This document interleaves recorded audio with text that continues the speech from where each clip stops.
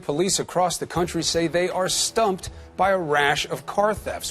Thieves may have figured out a way to amplify the signal sent from your key fob to your car, unlocking it. A thief is able to unlock your car at will. Local drivers believe someone is using a device to break into cars. Over 2 years ago, we first warned you about a new threat that appeared in 2013. In Long Beach, California, this surveillance video shows two men walking up to two different vehicles and using what we termed a mystery device to break in with no problems. In February of 2015, video from Sausalito, California shows a man walking up to this car, reaching out to touch the vehicle, and somehow unlocking the vehicle's doors with an unknown electronic device. The suspect stole a custom bicycle valued at $15,000 and a bag of personal belongings. Recently, using a third-party security expert, we purchased a mystery device. It's called a relay attack unit from a company believed to be based in Europe. They develop and sell these units to manufacturers, law enforcement, and others working on theft prevention. This is considered a low-power threat evaluation unit aimed at testing cars for vulnerability to thieves and demonstrating the capability of defeating current technology. This particular device works only on vehicles that have a keyless fob remote and a push-button start. We found it generally takes two people working together to use it. Here's how it works.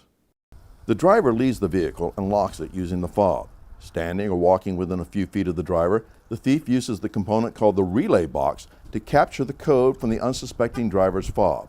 That code is then relayed to the second box, which is placed next to the door, and when the thief pulls on the handle, the car thinks it's receiving the fob signal and unlocks. It used to stop there. The devices could not start the cars, but now it's a whole new ballgame. We tested it over a 2-week period on a total of 35 different cars, minivans, SUVs, and a pickup truck. It opened 19 of the 35, and amazingly it started 18 of those vehicles. We were able to drive the vehicles away, and with 2/3 of the ones we drove away, we could turn off the ignition and restart it, as long as we had the device inside. An earlier version of the device was obtained by insurance industry investigators in Seattle and tested there. It opened several vehicles, including this Cadillac, while NICB producer Brian Dreifelt was videotaping. We stressed that our testing was not scientific and it did not work on every make or model. In fact, 4 brand new 2017 Chevys did not open. We tested it at 5 different locations with assistance from new and used car dealers, an auto auction, NICB employees, and individual owners.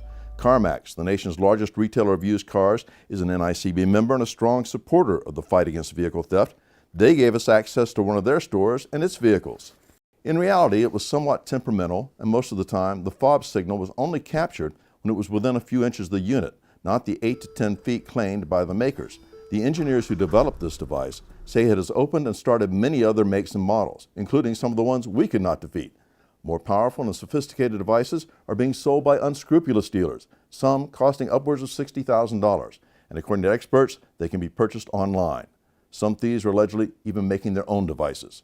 Now, even with this less powerful unit, imagine a parking valet or attendant that has access to your fob, working with a partner, able to wait until you're gone, capture the signal, open and start the car, and drive it off while your fob is still hanging on the hook. Unless there's security footage, no one can explain how the car disappeared.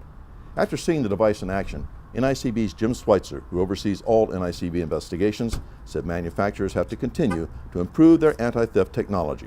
I think they have to adapt. They have to recognize that there are people out there, as we have for years and years and years, that want to steal cars and are going to find ways to steal cars despite whatever technology we might put in our cars in order to protect them. So my feeling is, in response to what we've seen here today, in response to what we've read about happening not only in the United States but around the world, the manufacturers have to adapt to these new technologies, provide countermeasures that will counteract what they're seeing, and really stay on the cutting edge of what will probably continue to be a tug-of-war between the thieves and the manufacturers. For the National Insurance Crime Bureau, I'm Roger Morris.